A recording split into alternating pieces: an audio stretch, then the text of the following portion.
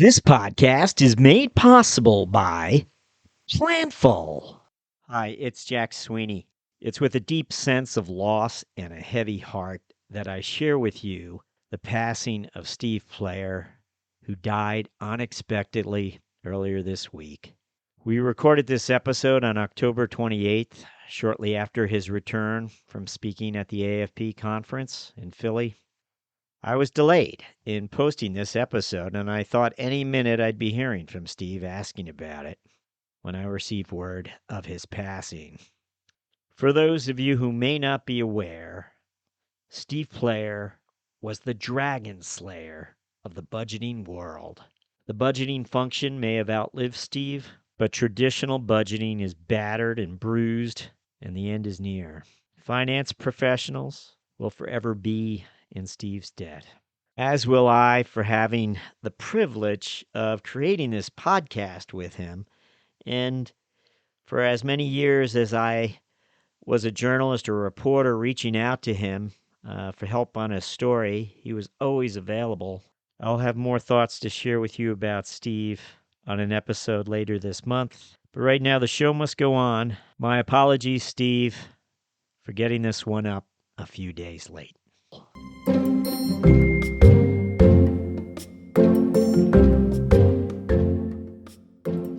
Hello, on this episode of Planning Aces, we will be featuring FP&A insights and commentary from 4 finance leaders, including CFO Jillian Sharon of Price FX, CFO Ross Mukin of Sophia Genetics, CFO David Bedell of Lendio, and CFO Adil Syed of Rippling. This is Jack Sweeney, your co-host, along with top consultant Steve Player, who will serve as our co-host and resident thought leader as we seek to highlight the takeaways from our distinguished group of Planning Aces. We begin after this. With so much change around us and your need for increasing agility, you have to equip your team to win, and you have to do it now. Join over 1,300 companies of all sizes using Planful to help plan and execute with greater confidence. Planful integrates your critical financial processes to serve the data you need, insights you demand, and the answers necessary to manage your business optimally. Planful lets you plan better, close faster, and report more accurately. And Planful's not just for finance and accounting. It's for the entire business to plan, collaborate, and drive increased financial performance. Take full control of how you administer and manage all of your financial processes and data. And put finance first collaboration at the heart of every decision. When finance is a team sport, you can be a champion. With Planful, you'll be a champion of finance. Get in the game by going to planful.com to learn more.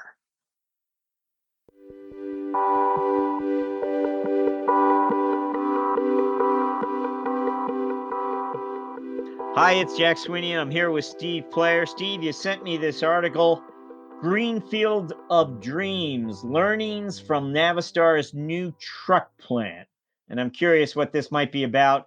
Mark Hernandez shares his hard-won wisdom on processes, people, technology, and more. And it's from Online Industry Week. What do you know? I haven't tuned into Industry Week for some time. I'll read a sentence or two. When you set out to build a truck plant, you need a budget and a timeline to stick to. If you only have $250 million to spend, a modest amount by truck plant standards, figure out where you can save. Well, Steve, tell us what's here. Why does this intrigue you? Well, Jack, I'm doing a lot of reading, particularly. Industry Week's one of my favorite publications. It's an old Penton publication, which was where you and I met when you joined Business Finance magazine, which was Penton publication at the time. Yes, it was. And Industry Week has always had a whole series of useful articles. Well, certainly with the recession that seems to be pressing in on us ever more present, I think the whole issue of cost reduction and how we work our way through some things are interesting. But I sent you this article particularly for this episode of Planning Aces because it had some insight I thought that we should share with our listeners, and it's kind of an easy way to kick it off. You hear so much about catchphrases and things like that, and different people who come up with different things. I think it was McKinsey who came up with the 7 Ps, or maybe the 6 Ps regarding marketing, promotion, place, positioning, and so forth.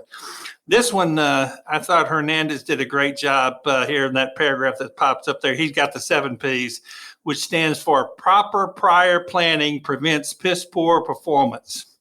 And I think if everybody can just focus on that, we got to have proper prior planning to solve a lot of our problems. And I think if we just use that as a watchword, that's what every FP&A department's trying to do, and what Planning Aces are trying to do is make sure we've got the prior proper planning to get the right performance. So I throw out those 7 Ps. If your boss keeps throwing acronyms at you, give him those 7 Ps back and let him know what you're trying to do to move forward.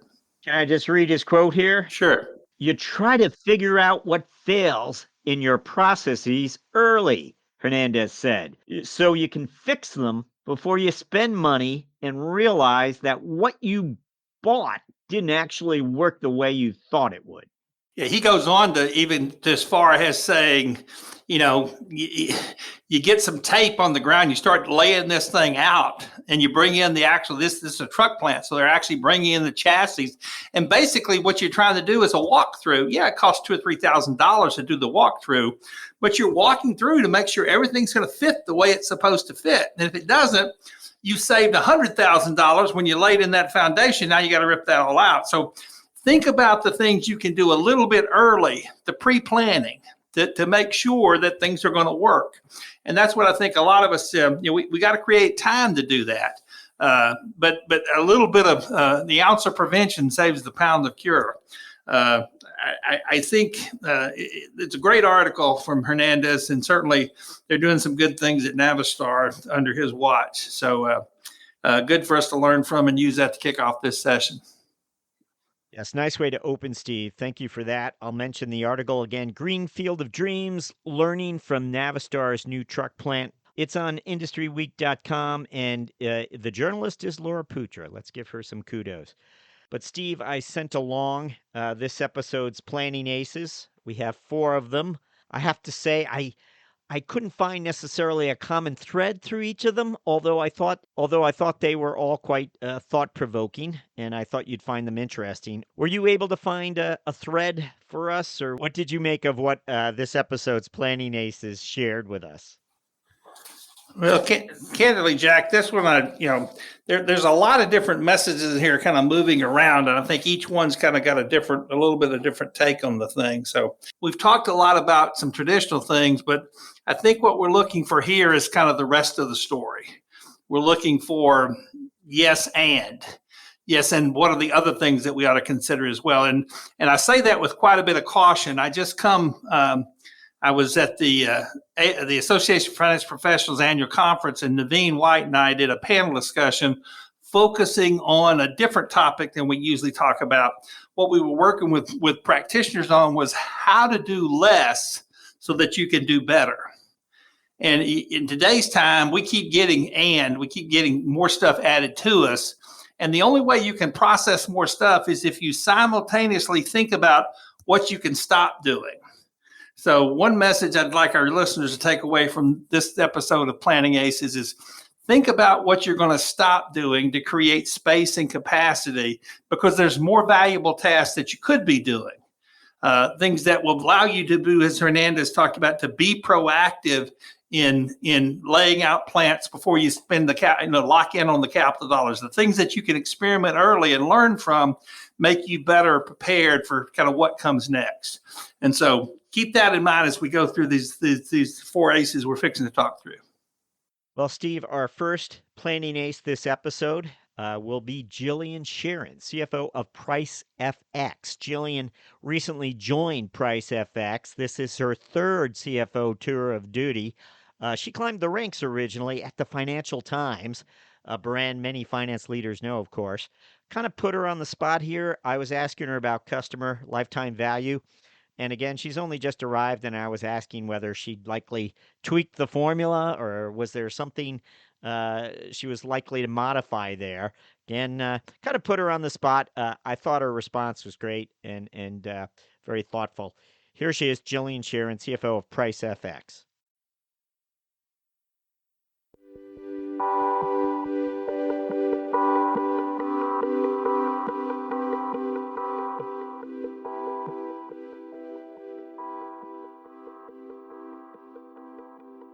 I would put it this way. I went through, I met many different organizations at the start of this year when I was looking for a role. And everybody has a slightly different nuance to those calculations. Essentially, enterprise value is lifetime value, profit growth, multiplier, etc. But some people will measure it on revenue and some people will measure it on number of customers, particularly something like customer acquisition costs. And everybody has a slightly different way of doing it. And I definitely found that through the sale process of Rule, that every single organization came into us and said, this is the industry standard calculation of utilization. And I would sit there and think, but this is the 20th different industry standard I have seen in the last 4 weeks. So I'm not sure there is an industry standard. I think as long as you tie your KPIs with your corporate strategic objectives, and that includes looking at not just saying, okay, we want to exit, but thinking, where is our growth coming from? What is our plan? So some organizations might be prioritizing profitability and working capital over growth, particularly right now. We're not. We're still primary growth organization because our market's buoyant. And therefore, they might have a slightly more different nuanced view on things than we do. But just making sure that your KPIs are constantly evolving to your strategic objectives, and then you should be safe.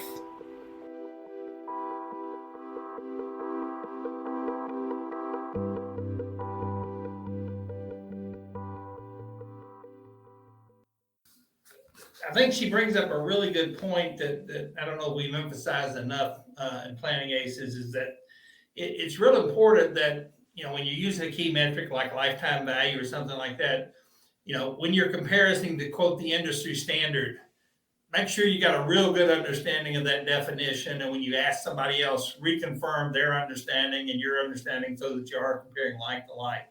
But more importantly, the point she was making, the key metrics that you go through are important based on what you're trying to do, what your strategy is.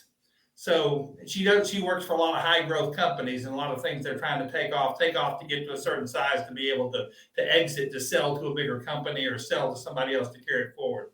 So as you work through the thing, know how your metrics match to the execution of your strategy. Very, very critical to understand those two. The other thing that we need to really be careful about in FP&A is, there's a lot of storytelling going on. You're trying to basically, if you think about FP&A, and we've got a class coming on this, so it's really top of mind with me. And when you think about impactful reports are basically trying to convey information to tell how the story is progressing. Every company is on a path that starts out with you're down here and you have a 3 to 5 year vision of where you're trying to get to. So it's essentially the story is always a validation of how are you doing against that path. Are you progressing? You had a plan. Are you executing the plan? Are you doing the things you said you're going to do? If you're doing them, are they having the impact you thought they were going to have? You had a whole set of assumptions about the environment that you're operating in, about how the people that you have work for you, what they're going to do and everything. Is all that coming about? So every time you're reporting actuals, you're getting new data points, new evolution. The story time progresses forward. And are you on track or not? If you're behind, how are you catching up? If you're ahead, how are you taking advantage of that? So this story is all the same. But you've also got to, like any good story, you've got to look for the break points. Somewhere along that trajectory, something will happen and you will shift. And so a really good FP&A part not only knows what the story is and how we're doing and telling, are we catching up or are we taking advantage of where we're ahead, but it's also looking for at what point does the direction shift? So instead of kind of just go totally high growth, at what point do you say, we've reached the right size? Now we need to think more about profitability. So being able to anticipate when your key metrics are going to change because your strategy is going to change. So think through where you're going and at what point is the break point in the strategy. When that happens, how are the metrics going to shift so that you're planning ahead of how am I now going to pivot the shift to operate in a different way. Very, very critical to kind of go through. And if you're very good at that, you get to not only understanding where you are, but understanding what turns you're about to make or try to make, or what turns your competition is making, so that you anticipate those to either take advantage of a vacancy that they pulled out of, or take advantage of a counter move so that they don't get in front of you. Steve, I'm going to keep things moving along here and just tee up our next clip, which is planning ace Ross Mukin, CFO of Sophia Genetics. Interesting company, Steve, putting data to work in the area of cancer treatments and medical treatments where patients respond differently to cancer treatments. And so, for instance, they're collecting data on all the different types of responses. They'll know now if you're this particular patient and you have these types of traits or characteristics in your medical history, you are likely to respond more positively, less positively to this treatment. Anyway, an important data play that Sophia Genetics is making. I asked Ross just about his approach with his FP&A team, and he gave what I thought was a really interesting overview of how he organized his team. Here's Ross Mukin, CFO of Sophia Genetics.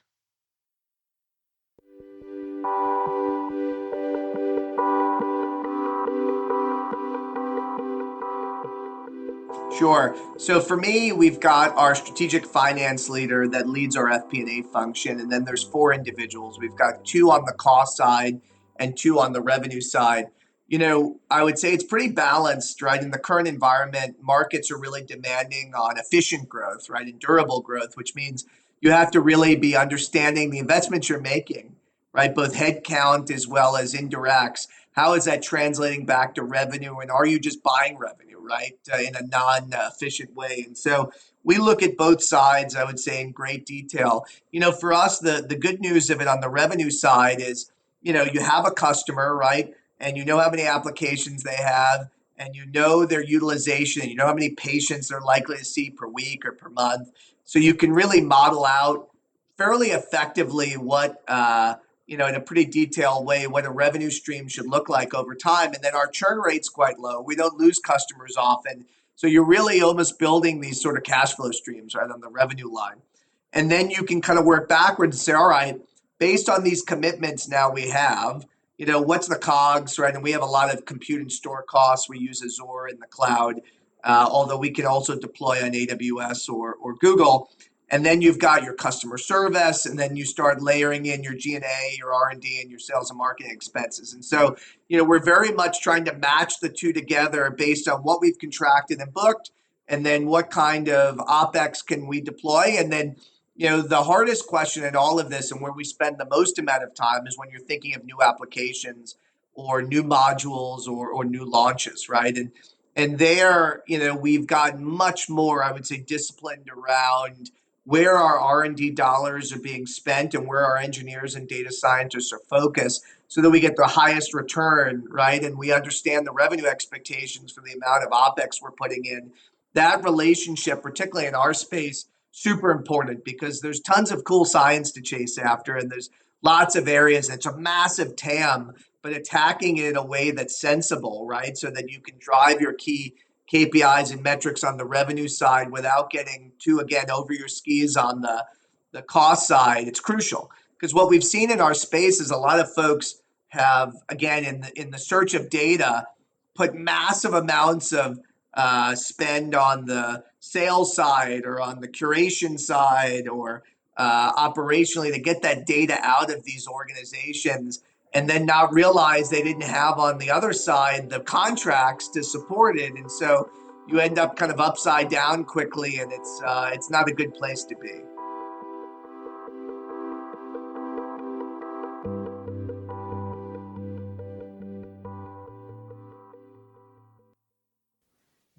He had a little bit interesting, his FP&A function. He's got evenly split, 2 people the cost, 2 people the revenue, with the strategic finance leader in there at the top. But essentially, what he's doing is a lot of cost structure modeling.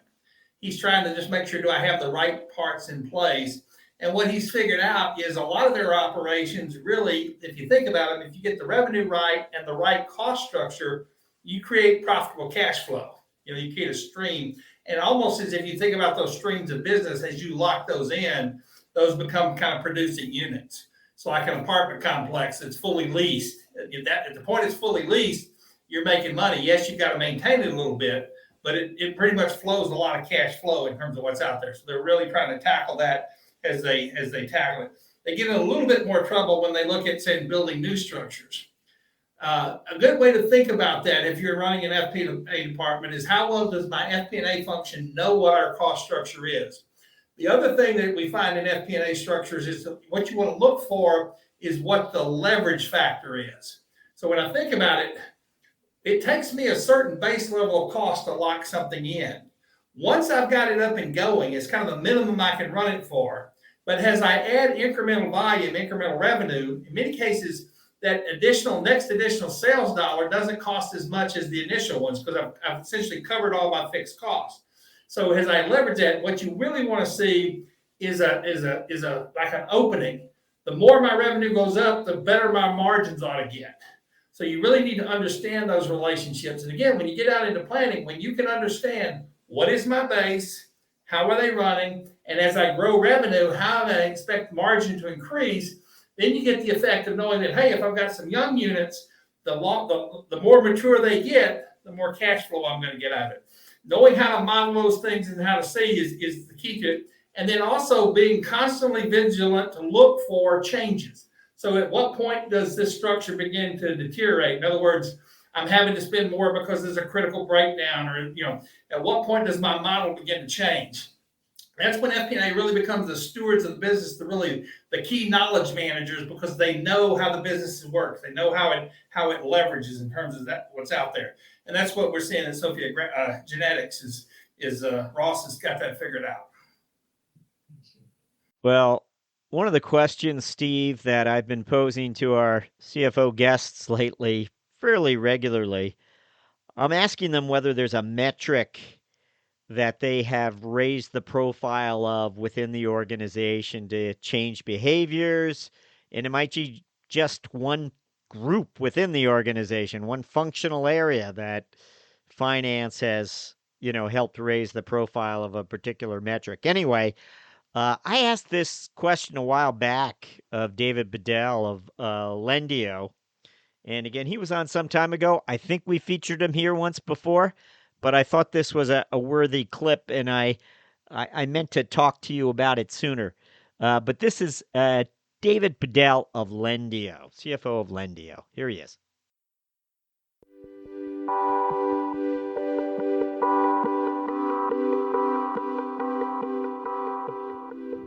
There's two that I can think of. The first one, it's not a financial metric, but I call it a product market fit metric. It's for us, we can measure what credit scores we're doing for different type of loans. And so what we've been able to do is diagram out where are the most of our loans funding? Are they high credit, medium credit, low credit? And where do we have the lenders that we have on the platform? Because not all lenders choose to play in all the different spaces. And then it's the simple, I'm going to circle the areas that don't have a lot of dots in it, like where I'm not doing a lot of loans, where there's opportunity.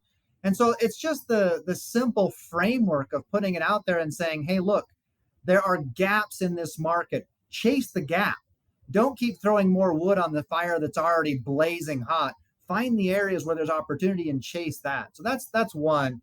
The second one is classic CFO. It's come in and say, let's look at where you're putting resources. Let's look at our resources overall, and let's just make sure that we're putting them in the right places. And there's always, whenever you've had a company that's been growing at phenomenal rates, almost always I find there's just dumb spend. Like a great example, last week, I had a contract come in for a software company, and they come in, they said, hey, you're spending $70,000 a year on this. I'm like, that's more than I spend on Google and Microsoft combined. I'm like, what the heck? And so I dig into it. Half of our licenses weren't being used. And it's just stupidity. There's stuff like that just putting a little bit of poke on it, and you realize nobody was paying attention to every aspect of the business, and just having a little bit of like, hey, we ought to look at this, makes people drive better decisions, and you allocate resources better. That's not unique. That's classic CFO 101 stuff.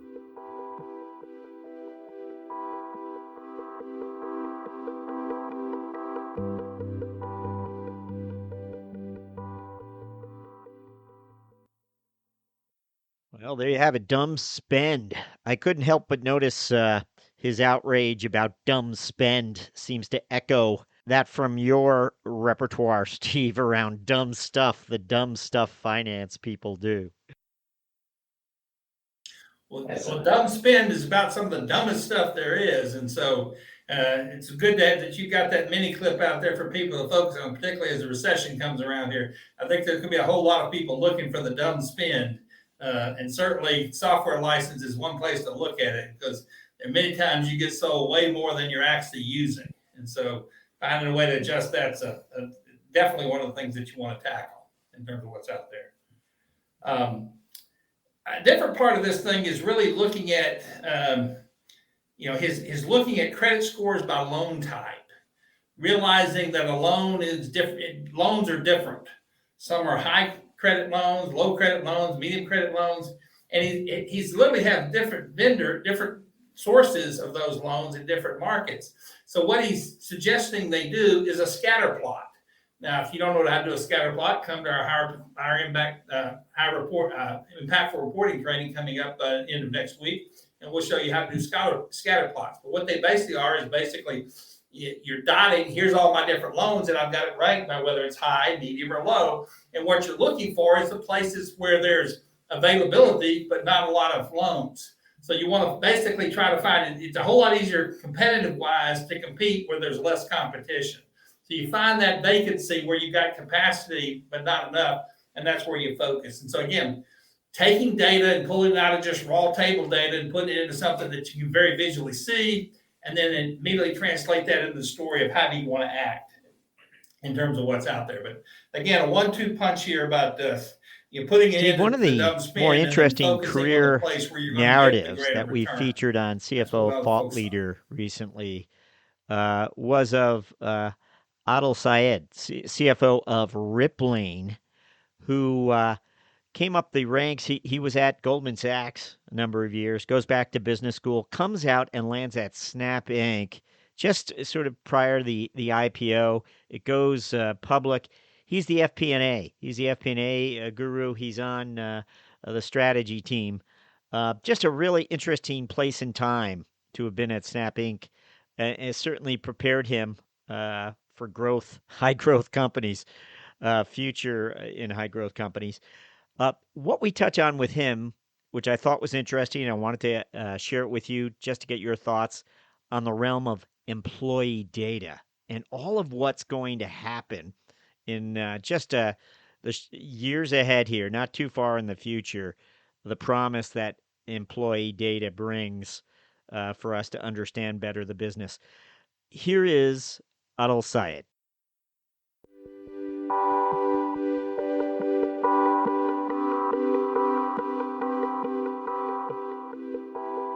No. I mean, it's an interesting point. I mean, we have this unique vantage point where we are selling to customers that are as small as 20 employees and all the way up to 2,000. And the dynamics of employee data and how it's utilized and who's even looking after things like HR-related programs or IT initiatives or payroll can vary dramatically for a 20-employee company all the way to 2,000, right? So we see all of that in the sort of broad spectrum of customers that we serve today. And the point I would make is that there are actually a lot of stakeholders in employee data, right? There's the HR admins and the folks that are on that team. There's the recruiting folks. There's people in IT. There's people in finance. There's the entire executive team and leadership. All of your business leaders are interested in understanding, right, the journey that their respective employees are on. And so ultimately, a solution like Rippling empowers any and all of the above stakeholders, right? It's not just the story of finance has an ability now to run a report that was a lot harder in the past and now it's easier. It's like everyone has an ability to run reports that they could probably never run before, all of which is available inside Rippling. And if you're an admin or have access, even without admin rights, you have a lot of access to information to understand what's happening at the company and how it's scaling. And I think that kind of like empowerment around real, accurate stories about how your business is growing and developing is super valuable. And we are uncovering it because our product is in market and it's providing a service to customers. But I think what customers do with that data, and how they utilize it to manage their business better as they scale in the US or globally, or make different decisions about, how they grow their business, is probably in its earliest innings. And partially, driven by the pandemic, everyone's assumptions have kind of been shattered around like how they need to grow their business, right? You can hire fantastic people across the US. They don't need to show up in your office every day, right? And you can manage them and you can have them report into and do fantastic work while still being remote. And like that possibility existing is sort of changing tech and non-tech industries at a very rapid pace. And I think of Rippling as a participant in that revolution, and probably an important contributor to people understanding rapidly changing data in the face of these rapidly changing sort of decisions that are being made about employees and people and where they're hired.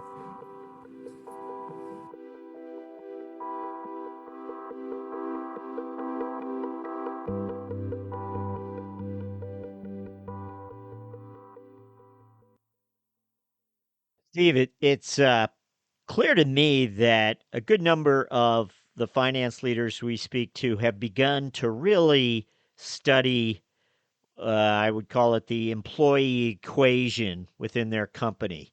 What keeps their top talent in place? What keeps their people in place? And it's kind of obvious that employee data is going to be much more of a career building area for FP&A professionals going forward, as companies try to really understand employee behaviors and compensation, and again, the whole talent equation. Well, let me break that down, because I agree with you that the whole employee area is an extremely right place for FP&A to look and help add greater value. The thing about when you look at employees, it obviously gets scrutiny simply because in nearly all companies, it's the biggest cost item, certainly one of the biggest discretionary. But I say discretionary with a little bit of a pause, because it's discretionary when you hire. It's much harder to release. So in most cases, once you put a permanent hire on, what you really got to be looking at is the run rate basis, because you hire somebody in October, November, December. Yes, it doesn't impact much of this year's cost, but you've just added a whole annual slice to the new layer. So you really always need to be looking at the run rate of your acquisitions in terms of what's out there. You talked a little bit about engagement, but before we talk about engagement, I want to bring back a different measure. The cost is very easy to see. Okay, running Anderson's cost practice, I had lots of discussions with people about what people cost and how to take cost in and out of the business. And certainly we can have that conversation on another call if somebody wants to have it. The more important thing is the measure of what value those people provide. So you have to really turn cost into productivity.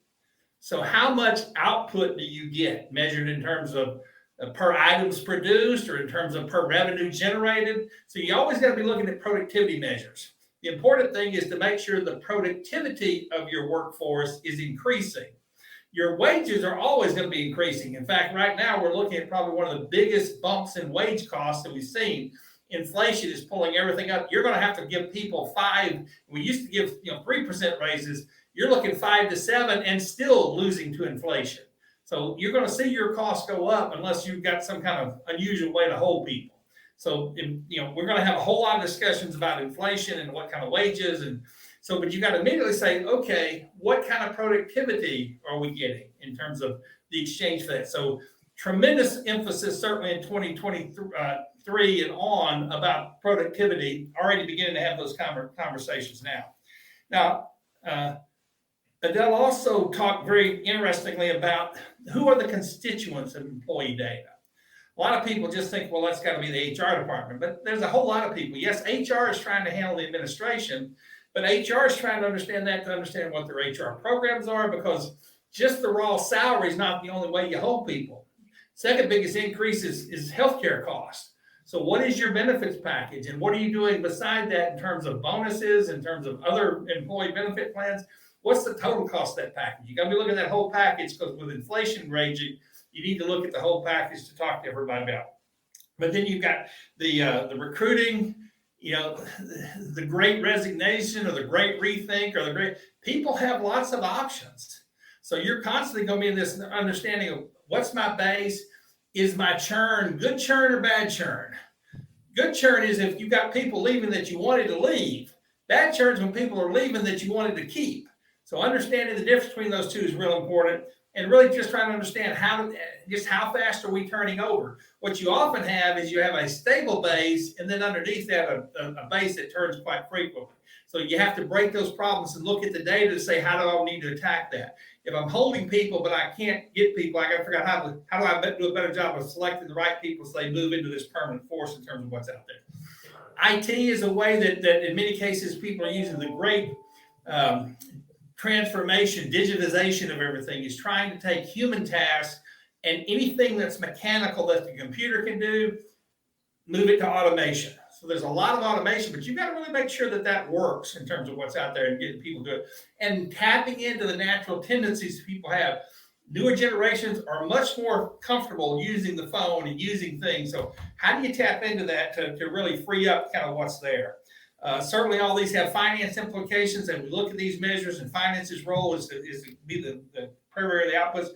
He mentioned the executive team, he mentioned business leadership, them understanding what's there. You really think about it, we started this episode really talking about stories and the storytelling that's going on. I'll come back to the same stories.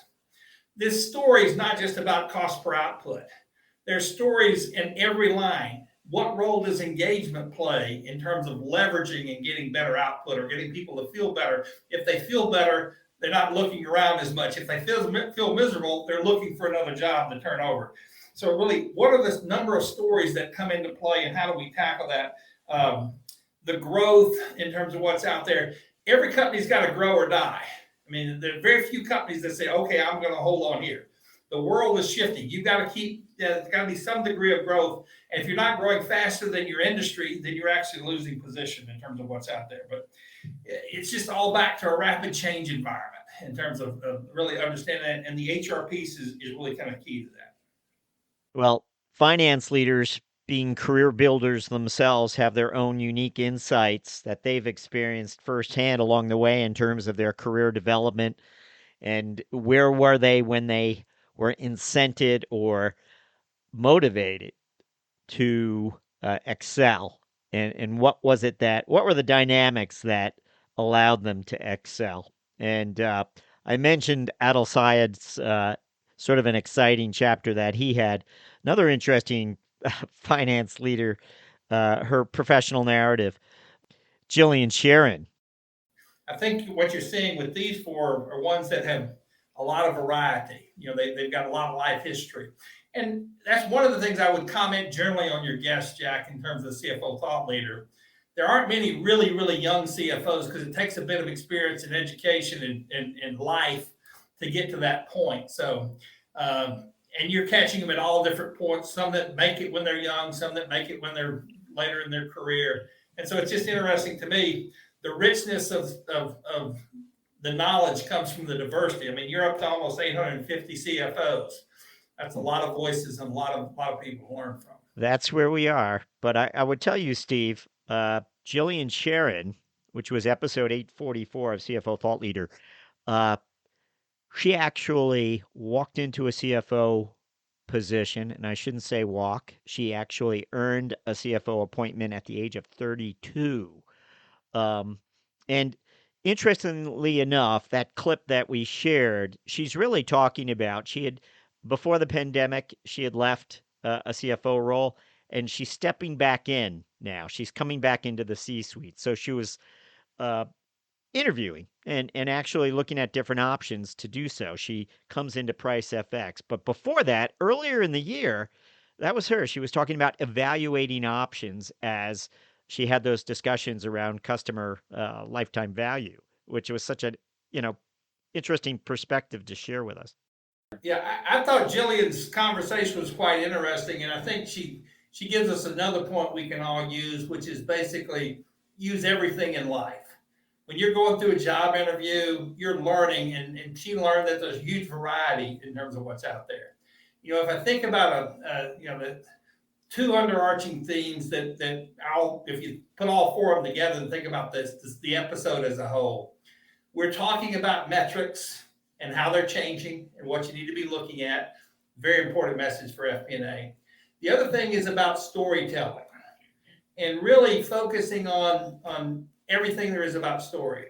As I mentioned to you, I've got 2 training sessions coming up here at the end, early in November. The 2nd and 4th, we're going to be talking about impactful reporting. So please jump on that. And if you missed it, call me up and we'll talk about the replays.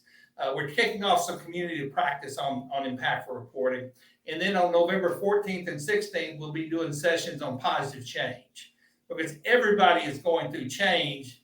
And if you don't proactively attack it, it becomes negative change. Positive change is something that you're participating in. And one thing I'm looking at there is teaching the course not as the leader of change, but as the recipient of change. In most cases, change is coming all at us. And that's one thing I can say. Everybody listen to us. Your change is coming for you. The question is whether you're going to be ready for it and be proactive in terms of dealing with it, in terms of what's out there.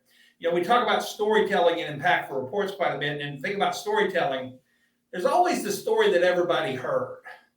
What we're beginning to understand is there are more stories that are out there in terms of different. If you look at it from a slightly different position, there's a new series out on Netflix or Prime, I forget which one. It's called Rosaline.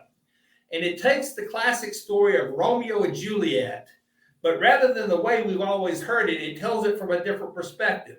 The story from Rosaline, if you're a Shakespeare fan, you'll remember Rosaline was the girl that Romeo was in love with at the start of the play, and he's lamenting over his lost love, Rosaline.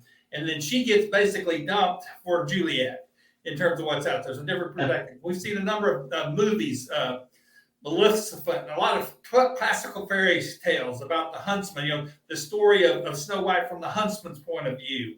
I mean, so you go through, if you change the perspective and think about it, there's a whole different story there to tell. When you're in a growth pattern and you change to become a harvester, your perspectives change. So all of us, to be adaptive, have to understand that sometimes the way to figure something out is not to keep hammering it the way you have hammered it, but take a slightly different perspective. And hopefully this issue of planning aces helps people understand, pivot a little bit and take a different perspective. Maybe you see it in a whole new light. Well, you've done it again, Steve. I gave you 4 very different finance leaders, and you thread the needle for us with a little help from Shakespeare, maybe. But sir, I know we're tight on time, but safe travels, Steve. Thanks, Jack. You too. See you soon.